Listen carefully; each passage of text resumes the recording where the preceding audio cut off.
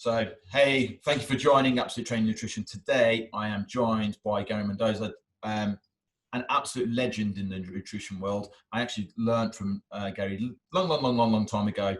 One of the reasons why I've kind of stuck with nutrition over these years because of what I was taught by this man. So, I'm going to hand it over to Gary. Gary, do you want to introduce yourself so people know who you are, what you do, that kind of thing? Sure. Thanks for inviting us on. Right, my name is Dr. Gary Mendoza. I've been a PT 26 years now, which is pretty scary. Working as a PT, I found that all my clients wanted to know about nutrition, and I was regularly blagging it, making it up from magazines and God knows what. So I thought maybe I should get some training in this. So I did a degree in applied human nutrition. Then went on and managed gyms, leisure clubs for the Savoy and what have you. And then eventually ended up teaching for Future Fit nutrition, both in weight management and for sports nutrition. They sponsored me to do my PhD, which is in a multi-dimensional model for the treatment of male obesity. And then since doing that, I've worked as a nutritionist for Notts Forest, for a number of elite athletes, and I currently lecture in sport and exercise nutrition at Bath Spa and Cardiff Met University. And I run my own company, which kind of really concentrates on behaviour change, stages of change. So I'm really interested in that side of things now because that formed a big part of my PhD.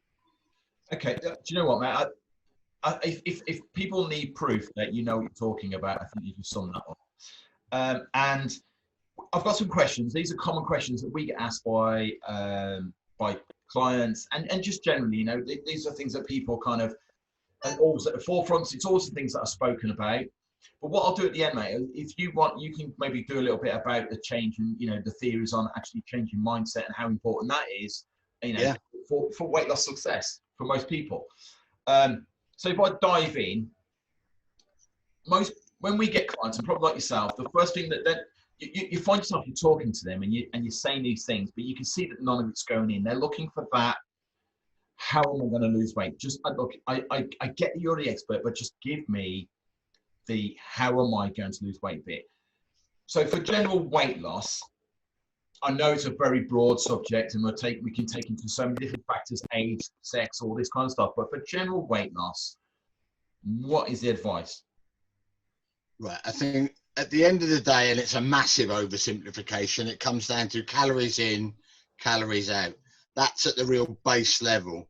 Yeah. And then other things build on top of that. So as you rightly said, age, gender, what you do in life, maybe allergies, things like this, past medical history.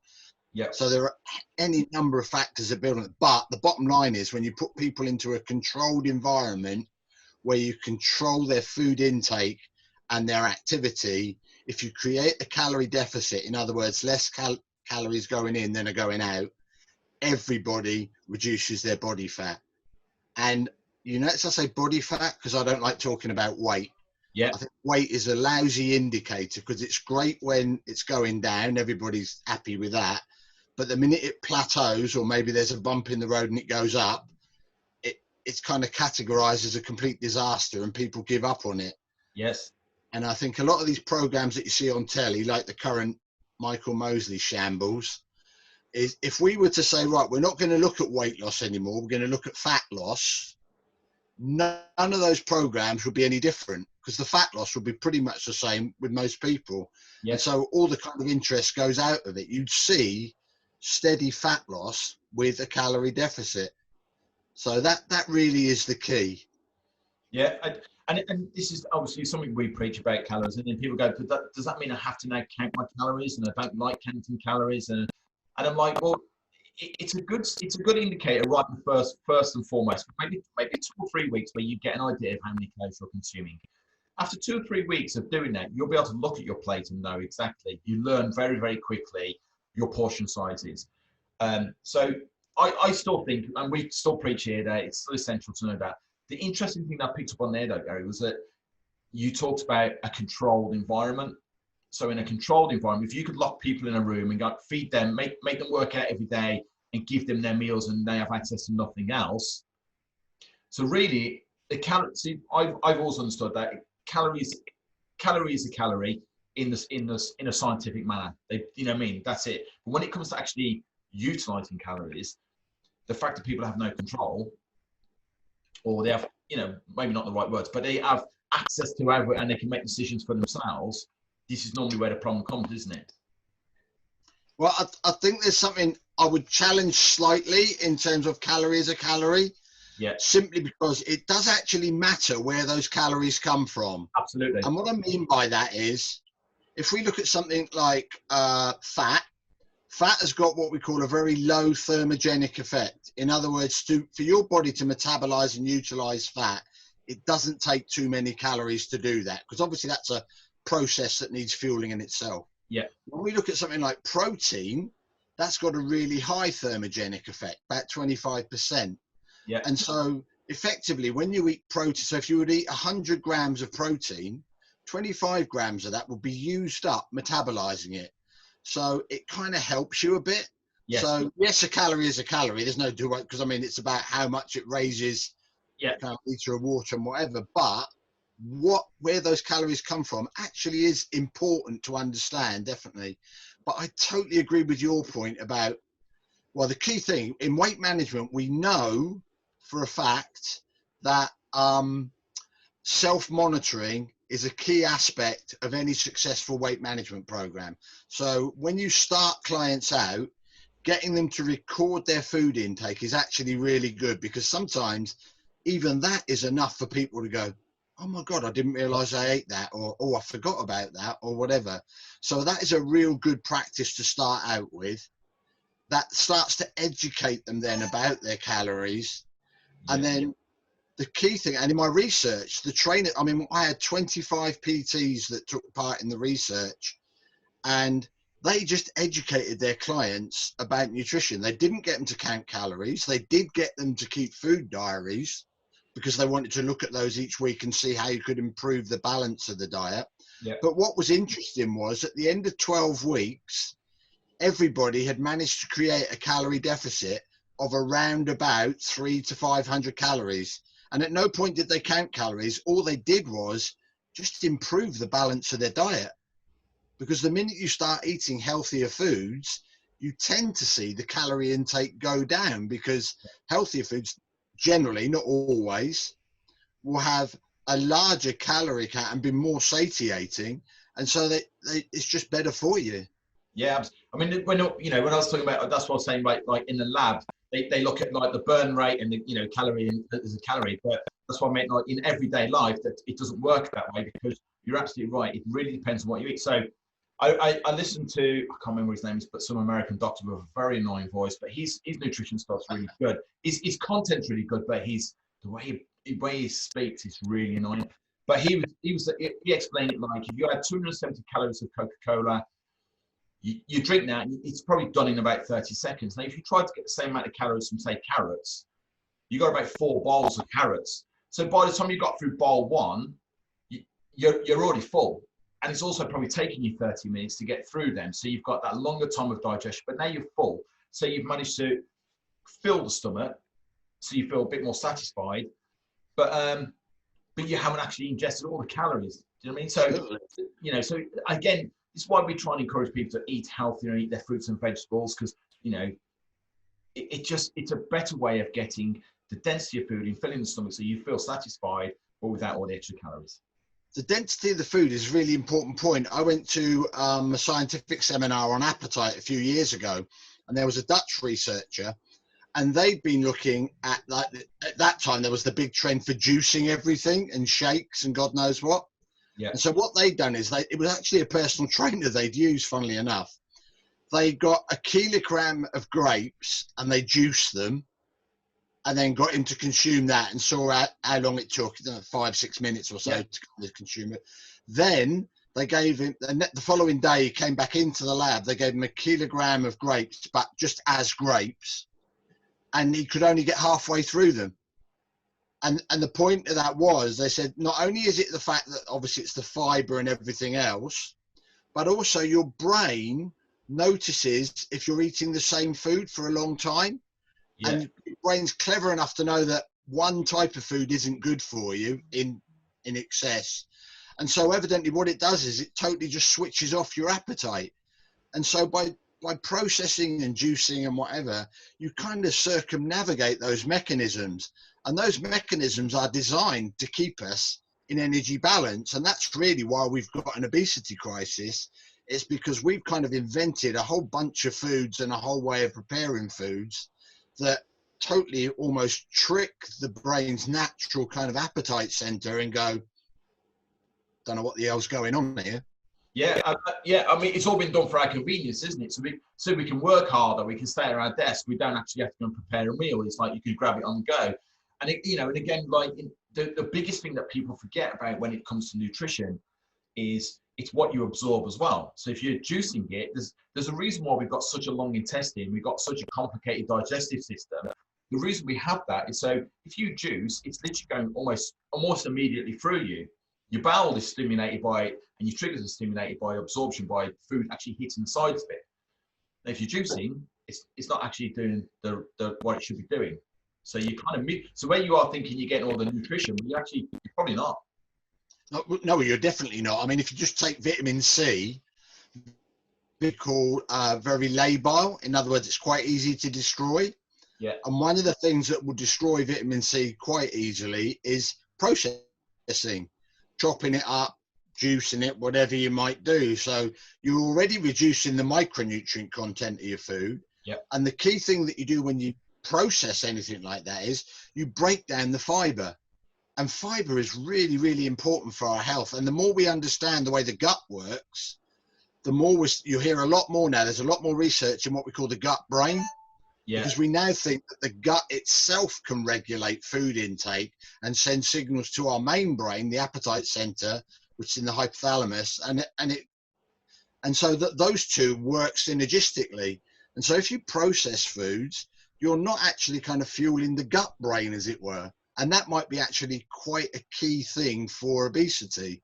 Yeah, you know, it's always baffled me that we've got all these pills and potions that are supposed to help us be healthier, yet we're the most unhealthiest we've been in 40 years.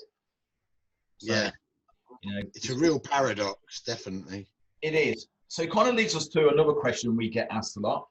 Now, being an ex-critical care nurse, I understand how hormones behave and what they do in the body.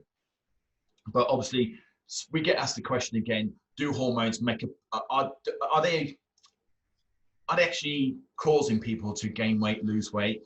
Do they interfere with weight loss? It's implicated in weight loss, but does it interfere with weight loss? I've never seen any convincing research that says that. Obviously, things like cortisol, adrenaline, things like this all play their part. Yep. But it's very unusual to have some type of imbalance in those because the body is so good at maintaining what we call homeostasis. In other words, keeping everything in balance. Yeah. It's a bit similar to this question where people go on about an acid diet or having an alkaline diet. Yeah. So your body maintains its pH to within about 0.1, and anything you drink, eat, or otherwise is not going to upset that acid-base balance. And it's a similar thing with hormones. We can influence them. Definitely there is some evidence that, like with menopause, yes, so having soy, things like that might be helpful in terms of maybe boosting estrogen. But in terms of weight management, it's more of a gimmick, definitely. It's people definitely trying to sell you some quick fix. Everybody wants to hear, and I'm sure you get this all the time in the gym, they really want to hear that, that your weight loss isn't your fault. Your weight gain isn't your fault. It's down to this or that or whatever. And so that can be fixed. And the bottom line is it's not. I mean, I say I've yet to have a client where that would be the case, because the other classic one is, I've got a slow metabolism. Now, the fact of the matter is most obese people have got a higher metabolism than you or I, because if you're going to lug around 6 extra bags of spuds with you everywhere, then you're going to burn more calories, because that's pure physics. You're moving however many kilograms over however many meters. So pure physics says that takes this much energy. So that's a kind of real urban myth as well. My favorite saying to clients, and they don't always like it, but I will be blunt with people, And it's basically, look, your lifestyle got you fat, and only changing your lifestyle is going to get you thin again. But unfortunately, we live in a society where everybody wants a quick fix. Yeah. Everybody wants to be told, oh, do this magic diet or take this magic pill. And I don't think we will ever get an obesity drug. I spoke to a guy, a researcher from SmithKline Beecham, must be a decade ago now. And he was saying, if you look at all the hormones, the signaling and everything else that's involved in the way we store and regulate fat and everything else, yes, we could invent a drug that would block one pathway or maybe enhance another pathway. He said, but it is so complex that all that would happen is the body would kind of reroute round it. Yeah. He said, if we were to invent a drug that impacted on all the pathways, he said, you'd most probably be dead. Because he said a lot of those pathways are involved in your brain and God knows what. He says, and so those signals are needed for other things as well. So he was and in fact, a lot of the major drug manufacturers now have pulled out of obesity research, because I think they're coming to the realization that it's kind of, it might be the holy grail, but they're not likely to find it. I couldn't agree more, because even from a basic science point of view, there is so much going on, you know, for us to just to breathe, to walk, to see, to eat, to digest. There's so much going on. To say that we'll find an answer in a pill, you know, like all the stat is probably the closest anybody ever got to that. But that all that does is literally makes you shit yourself inappropriately. Yeah. And I'm not, you know, I'm not that desperate to lose weight, to be honest. Where randomly I could shit myself while waiting for a train. So I don't, you know, it's not really for me. But you know, again, I think it's that mentality thing, which we'll come to at the end, mate. Because I know this is what you specialise in. Is understanding that if it's taking you 20 years to gain weight, it isn't coming off in 3 weeks. Yeah. No matter who tells you what, no matter what strict diet they put you on, whether they go in 10 weeks we'll lose 2 stone. In 10 weeks you will lose 10 stone, and in 10 weeks later you'll have it back again. And it won't be fat that you've lost. No. As well, and that's why I was saying we should talk about fat, not weight loss. Yeah, that's what I mean. I use weight because that's how clients talk. I use weight because that's how they talk. But we educate me and say, look, we're not interested in your weight, we're interested in your fat loss. That's what we're interested in. We don't care about weight itself, but you know, it's how people ask. So I'm hoping that works, because otherwise I'm going to be really frustrated if this is not coming through. So, so you mentioned briefly the menopause, and I have to ask this question because obviously a lot of our clients are usually ladies, older ladies, who truly believe that their hormones have an effect. So they're low estrogen, they're lack of progesterone, or, you know, has an effect on them trying to lose weight. Is there any finding to that? Do you think there's any finding to that, or is it just a case of still? I don't think there's not any compelling evidence that if you create an energy deficit, these people will still reduce their body fat. It might be slightly slower, but bottom line is they will ultimately reduce their body fat, because that is above all other things. It's a natural survival mechanism. Your body's going, I need this much energy, I'm only getting this much. Well, I've got to find that difference from somewhere, and the only place that difference can come from is either your lean tissue, so muscle, or your fat stores. And if you're doing weight training or weight bearing exercise, then that will protect your lean tissue. So then the body's got no option but to go, well, I've got to get it from the fat stores then. Perfect. And, you know, and it's again, this is the thing that people will come to me. And I usually say, well, the only hormone that I know has an immediate effect on anything is if you're a diabetic. If you're reliant on insulin, that's the only hormone that has an immediate effect on, you know, metabolism, or, you know what I mean? Because it does. Because if you haven't got enough insulin, you need insulin, and that's the only thing that has an immediate effect on your body. Generally, everything else will figure itself out. So if you've got a healthy pancreas and you produce enough insulin, and other than that, you're all good. That's the only hormone, you know, and thyroid maybe, but, you know, that's a touchy subject. I don't want to get into. But But like I said, thyroid, if you look at hyperthyroidism or hypothyroidism, Yeah, it's a very, very small proportion of the population. absolutely. Now, there are always going to be exceptions to this rule. And I'm Yes. sure there's someone listening to this going, oh, yeah, but I've got blah, blah, blah. And you might have. But you will be very rare. You are not going to be the average person that's coming into the gym looking for weight loss, weight management, get fit or whatever. So Yeah. there's always exceptions to rules, but the danger is quoting that as that exception as Yes. that's the norm. It clearly isn't. Yeah. I mean, over my time, you know, like over 16 years of doing this, I have met people who I truly believed were, you know, they were being as honest as they really felt. And no matter how kind of like, I'd say, okay, let's reduce your calories a bit more, let's reduce your calories a bit more.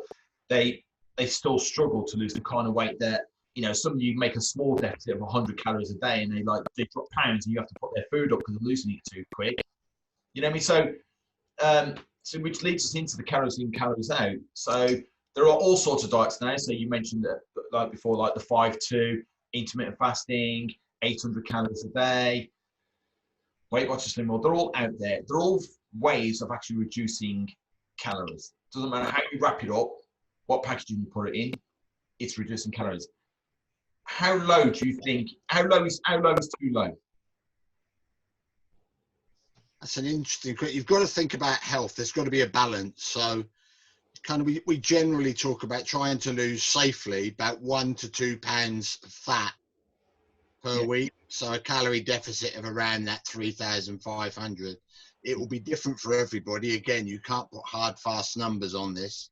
If you go slightly lower, then is it the end of the world? No. But I mean, the one thing I would say is once you go down to 1,000 calories or even 800 calories like Michael Mosley's doing, then that has got problems in terms of health and most probably long term in terms of maybe creating eating disorders because you're now getting a bad relationship with food. Yeah. Many years ago, it must be a good decade ago, the BDA, British Dietetic Association, sent a memo to all dietitians. And that memo basically said, if you're going to put patients on 1,000 calories a day, they must be monitored daily for nutritional sufficiency. So for the BDA to send out that type of memo and say, look, this is serious. If you're going to do that, you've got to be keeping a real close eye on what's going on. Then that's not something you do lightly. And my argument would be is with some of these, so like something like the Cambridge diet, where you'll take a couple of pills and you maybe are on 500 or 600 calories, I've heard people say. Yeah. That's creating a very bad relationship with food. And it's not a lifestyle change. And that's the key thing for me with all of these diets. I don't care which diet you do. If it's a diet that works for you and it fits into your lifestyle and you can do that for the rest of your life, happy days. Yeah. You know, if 5-2 really works for you, well then great, do it because it will work. It will create a calorie deficit as long as on the 2 days you don't go so overboard that you actually destroy any calorie deficit you've created. And that's the big danger with 5-2 is that people think, oh, well, I just have to kind of eat low calorie for 5 days and I can eat what the hell I like for the other 2 days. And actually, if you look at the original 5-2 diet, which, by the way, wasn't Michael Mosley, for those of you that didn't realize, No. the original diet on the 2 days where you were supposedly eating, that was healthy eating. It was. You might have been eating a normal diet, but it was healthy eating. So it wasn't suddenly, oh, well, for my 2 days, I can have chocolate cake and pizza all day, because that would just undermine any type of deficit. So, as I say, my big thing is if it fits your lifestyle, then brilliant. But most diets don't. Yeah, I always trying to explain to people that a diet is something you do. It's not who you are. So, you know, like you say, if it gets you to that stage and you've reduced your calories and you get to that stage, great. But if you're the kind of person who, you know, like keto's getting a bit of a kicking at the moment, isn't it? Everybody's like taking the, you know, ripping into people who are selling keto, you know, going keto. I know a lady called Stephanie Pearson who's a strong advocate of keto. She's lived that lifestyle for probably going on nearly 10 years now. Yeah. She's probably 53, 54. She looks incredible. But it's who she is and what she likes, and she has no problem. She doesn't preach it. She doesn't sell it. She's just what she lives. My brother's a vegan. I have my own opinions on being a vegan and stuff like that, but that's my opinion. But that's his lifestyle. He's not doing it to lose weight. It's what he believes and what he does. And that's the difference between being on a diet and having a lifestyle. Well, the irony is we're all on a diet. You have to look at the word diet means the food you consume. So it's just that word's been hijacked by the weight loss industry. I mean, interestingly, one of the things we found in my research was men don't like the word diet. Men view the word diet very negatively, whereas females tend not to. Yeah. So it is interesting that even the language you use can have an impact in terms of what people will go with. And I agree with you. If you want to use any type of diet to maybe kickstart your weight loss and maybe give you a bit of impetus, as long as you accept that that's what you're doing, it is just a starting point, and ultimately you're going to slowly taper back into a healthy lifestyle, then great, if that works for you. But you have to be aware that that's what it is. It's just a kickstart, and ultimately you're going to kind of move back to a healthier lifestyle. Yeah, absolutely. And then that's usually where the problems fall, isn't it? Because they choose the wrong thing in the first place. We get clients who say, we tend to say to our clients, if you can, Monday to Friday, if you can give your body what it needs, so it needs water, it needs greens, it needs vitamins, minerals, protein, fats, carbohydrates, it needs them, then 2 days a week, you can have a little bit of what you like. So if you like a glass of wine, don't beat yourself up about it. If you like a slice of cake, if you want to hit the McDonald's, don't beat yourself up about it. It's finding that balance, because most of us can't. My background of competing in bodybuilding shows, the minute I stepped off stage, the first thing I want to do is eat food, and I didn't give a shit what food it was. As long as it wasn't broccoli and chicken, I'd eat it. So, it's all about being healthy in the body and the mind, which we'll come to. So, last question. I just want to pick up on something you said there, because it's interesting. You said that on the weekend they can have this and that and don't worry about it. And that's a key message, because there's a psychological condition called the what the hell effect. Yeah. And so people do something like they have the chocolate cake or the glasses of wine, and then they think, oh, what the hell, I've buggered it all up. I might as well have a bit more. And it becomes a real downward spiral. Yeah. Whereas if you just go, okay, it's happened, it's human nature, get on with it, don't worry about it, you cruise through that. But it's being aware of that and not kind of giving yourself some type of guilt trip. And I think sometimes the leisure industry is real bad at this, because they talk about good and bad foods and refeeds and all this type of stuff. And it's like, that language is so negative in terms of psychology. There's a difference between choosing to do it. So if you go, I know my wife goes, oh, should we go out for dinner? I think, well, do you know what? I'm going to have steak and chips now. I'm not going to jacket potato. I'm going to have the chips, because all the bake really, really well. I might have a pint of beer with it as well, because I'm choosing to do that because I'm well aware of I'm under control of what my diet is. The difference then is when you've dieted for 2 weeks and you go, oh my God, I'm craving everything. And then you just literally gorge on everything. So that's what we say to my clients. Look, don't beat yourself up. If you're caught out unawares and you end up having something that isn't on plan, it's not a big deal. It's not. No. It's only a big deal if you had 7 of them. It's like, put it into the context of your rest of your life. It's one day out of however many days are left in your life. And when you put it into that perspective, it's like, actually, that really is nothing. So it's getting perspective on it, I think. It's so much better when you give yourself permission to do, it's not a problem. It's getting that right, the fact that it's not a problem. Like you said earlier, when we've over the years, food has been so demonized to the point that now, if you eat anything that isn't considered healthy, then you're on your way to being obese, or that's why you have a weight problem. That's why you'll never this. And it's like, we've just, over the years, I just remember growing up as a kid, and my mum would cook the sausages in lard. Yeah. But I was a tiny. I remember having sandwiches. It's like, what? Absolutely, and I was a skinny kid because I was active. I was out. I was running. I was doing all the things. And right, being rude, there was one kid in our school who was overweight, and if you looked at what he ate, There was chocolate, there was crisps, there was biscuits, there was all that in his sandwich. You know, he never had better food. It was all sugar-based, calorie-dense foods that he was eating, and he moved very little. And you know, so it was perfect. You could just see the separation between that's how he lives and that's why he looks like this, and I can still eat a dripping sandwich on a Sunday. But I know my surname being large, people at school would just go, "There's nothing large about him." You know, I was tiny, so one of the reasons why I got training. We've all got our psychological demons, mate. Oh, definitely. So, age-related weight loss. So again, I know we touched on it briefly earlier, but you know, do you really feel that like the calories that a 20-year-old will need is going to be completely different kind of calories to what a 50-year-old would need?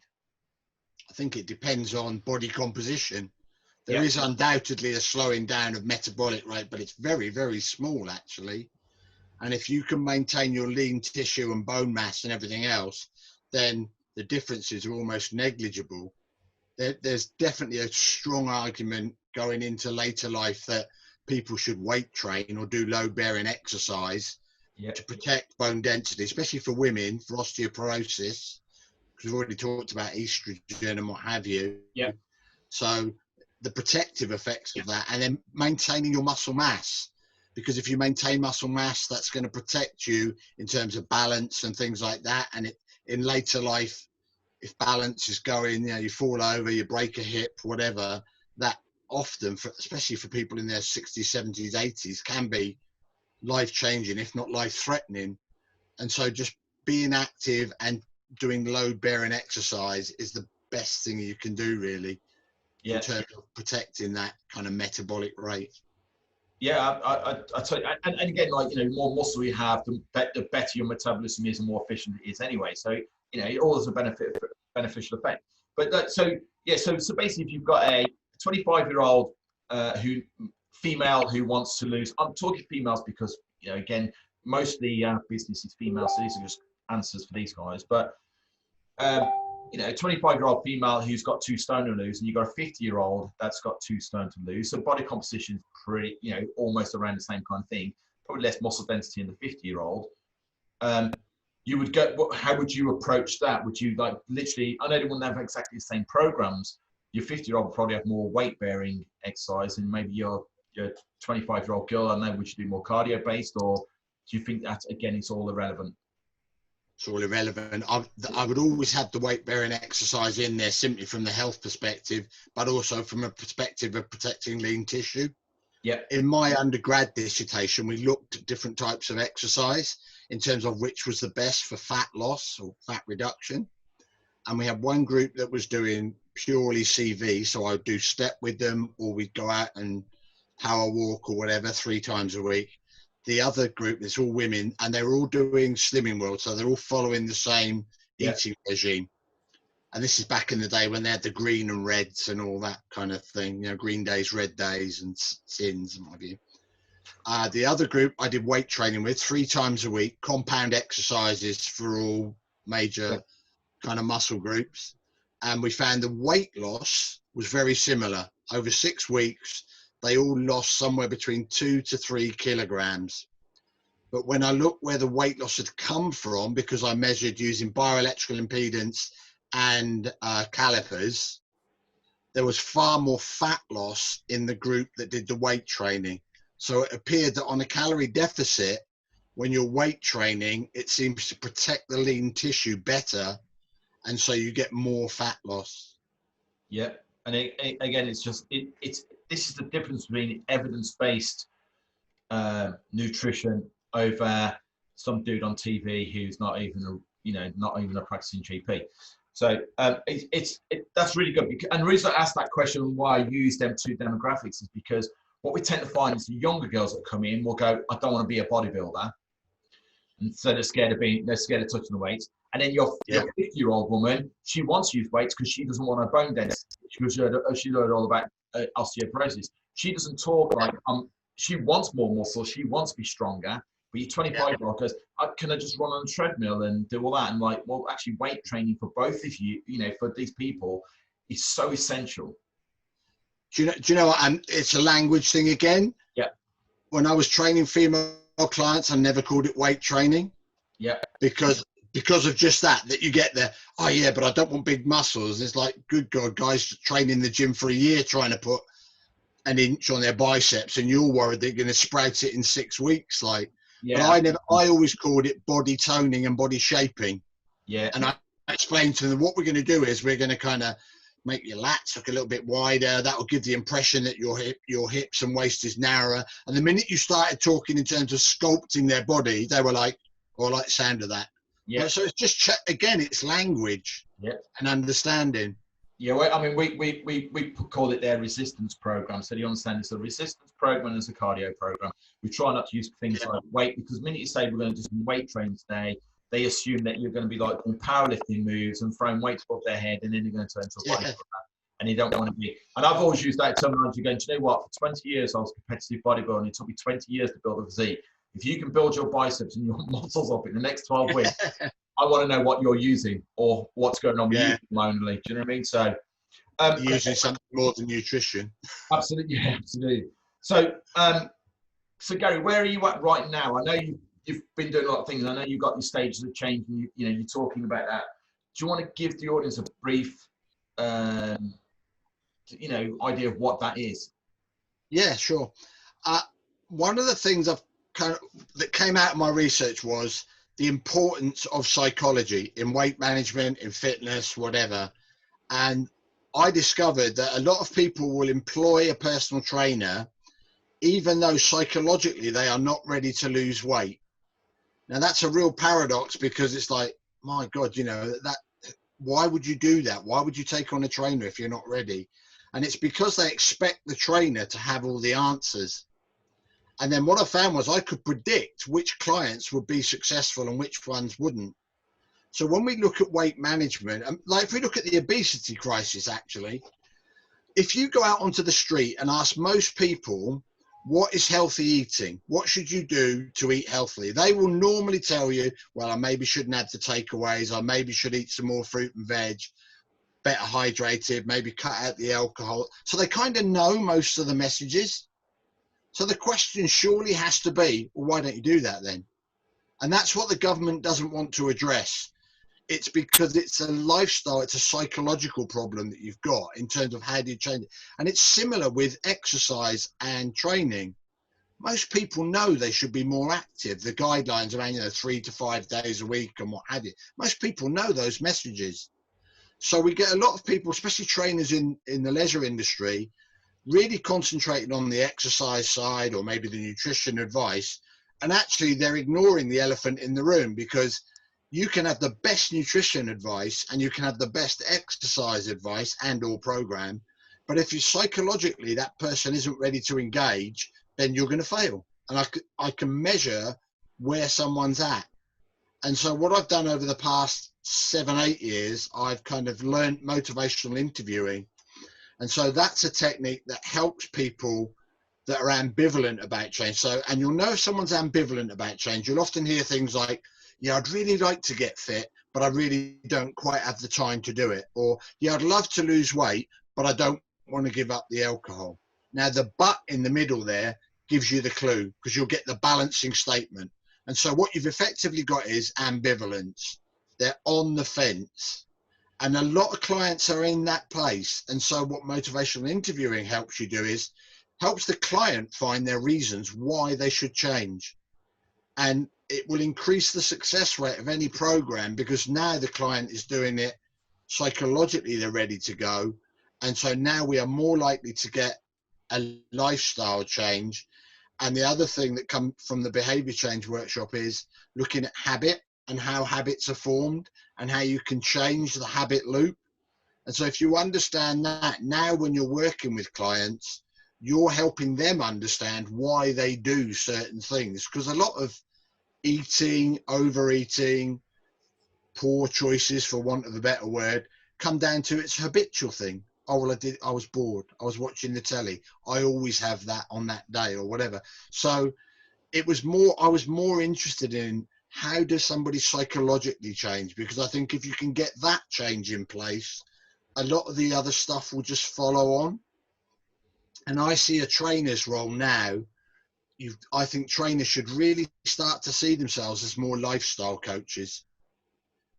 Yeah, you can just do exercise prescription, but anyone can do that. But if you see yourself as enabling your client to make lifestyle changes that are going to get them to where they want to be, whether that be a level of fitness, a body weight, a clothes size, whatever it might be, if you do that through lifestyle change, you have given them something, as it says on the tin kind of thing, for life, and their health and their life will be way better. And I just think that's far more rewarding for trainers to be turning out clients. And it's quite interesting when I talk to trainers, I say to them, right, your job in life is to get rid of your client. And they're like, whoa, what do you mean? I said, well, if you do a really good job educating your client about nutrition, about exercise and everything else, there comes a point where they know what to do. They don't need you anymore. I said, and that's no bad thing, because they're going to go out into the big bad world and go, that guy was brilliant. He helped me do this. He helped me do that.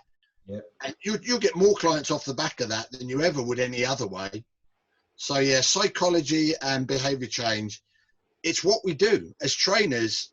Whether somebody, like I work with elite athletes, and even in elite sport, my job actually is still helping them make lifestyle changes that allow them to perform at the elite level. Yeah. So it doesn't matter where you are in the spectrum of fitness, we're still helping people make lifestyle changes. It's funny because, you know, obviously when people come to us, they're looking, you know, like you said earlier, they're looking for, they've come to the conclusion they can't do it on their own, they need help. So they come into Absolute, and the first thing they do is they're not really listening. You're talking to them, but they're not really, because all they want to hear is, they want to hear the keywords: what am I going to be eating and how am I going to be training? So they want you to tell them exactly what they're going to eat, and they're waiting for you to go, and here's our magical 16-week diet plan that will get you the result you're looking for. So when they go, what do we do about our diet? I say, well, all we're going to do is I'm going to get you to track it for the next 2 weeks, and then we're going to review it. You're not going to give me a diet? No, because have you done diets before? Yeah. Well, it obviously don't work then, does it?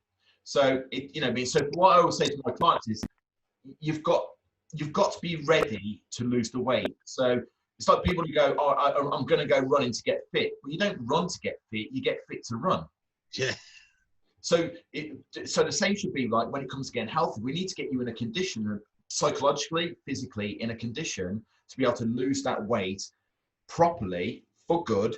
No problems, no bounce backs, no like 12 weeks and then 12 weeks on, no more dieting for the rest of your, you know what I mean? Just understanding how your body performs, what it likes, and then we help you do that. Yeah. It isn't glorified. You know, we're not going to have loads of before and afters of like, was fat, now ripped with 6 packs, because, you know, that's great. It's that's only ego to the coach. I'm brilliant because I got somebody 6-pack ripped. They don't show you the complicated ones that have got more psychological blocks that they haven't got the skills to get past the psychological blocks. So they get rid of them clients because they don't do their ego any good. I only want people who want to get ripped. I want to show people they're getting ripped. I'm not interested in that. I'm interested in working people and helping them change their lives. Yeah, I totally agree. And I think we need more trainers that have got that type of attitude. Yeah. It's why after 15 years, we've got the business we've got. That's why I'm working at the back of my car to 5,000 square feet and coaches working for me. You know, I've done it because supply and demand, exactly like you said earlier. When somebody sees something, go, oh my God, you're like a different person. What have you done? They're not going to go, oh, I did Atkins. They're going to say, well, I went to this guy and I went with these coaches who actually educated me about me, what I like, and help me find the best lifestyle for me to move forward. And then we get more customers, which is why my business grows.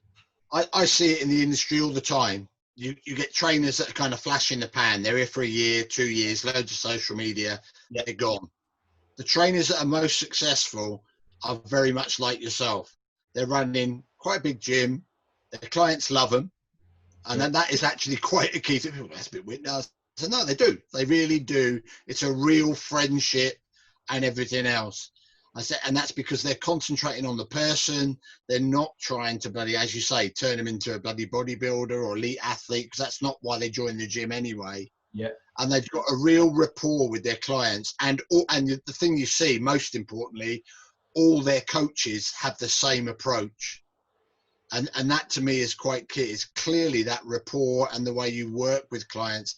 And it's like in motivational interviewing terms, and I'm doing a counseling course at the moment, but the key thing is having a curiosity about your clients, really wanting to know what makes them tick and helping them work on it.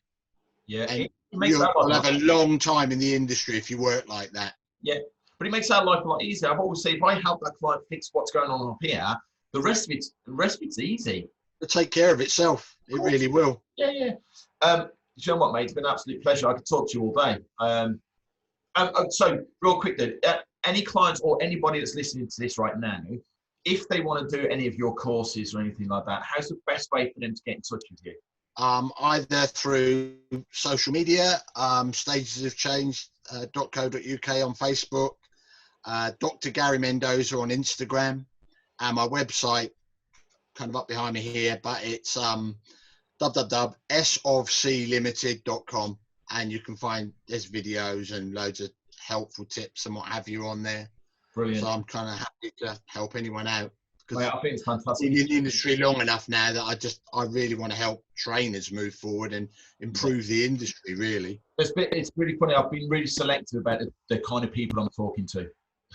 I mean, so I haven't just gone after the guys who are after the glory. I've gone after people I know have been in this industry for a long time and have helped a lot of people, like for good, done, dusted. So it's really great. What I'll do, mate, is if it's okay, if you send me over the details of your courses, how people can get in touch with you, I'll attach it to the bottom of this video, and then people can just hit the links and go straight to you. Brilliant. Well, thanks for that. Well, thanks for having us on. I've enjoyed the chat. Like you say, I could talk forever, really. But mate, I guess that's what happens when you're enthusiastic about the industry, isn't it?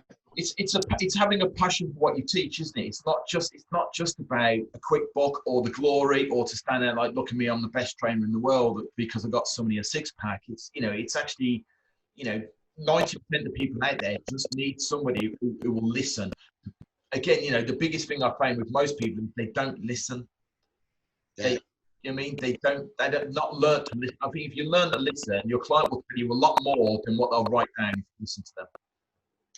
Bill Miller, who's a professor of psychology from University of New Mexico, one of the founders of motivational interviewing, one of his favorite sayings is, sometimes all people need is a good listening to. And it's just so true. Absolutely right. Absolutely right. Thank you so much, mate. I really appreciate it. I'm going to stop recording now, guys. If you've loved this podcast, please like it, share it. We'll see you soon on the next one.